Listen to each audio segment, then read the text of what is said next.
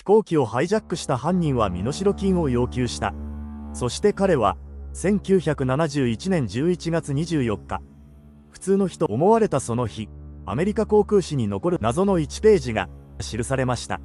一人の男がコードネーム DB クーパーとしてボーイング727型機をハイジャック、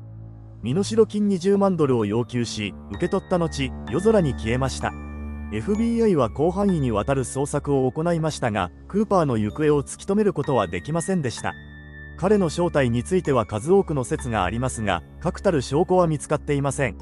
今もなお DB クーパー事件は解決されていません。彼の正体と行方は航空史上最大のミステリーとして残っています。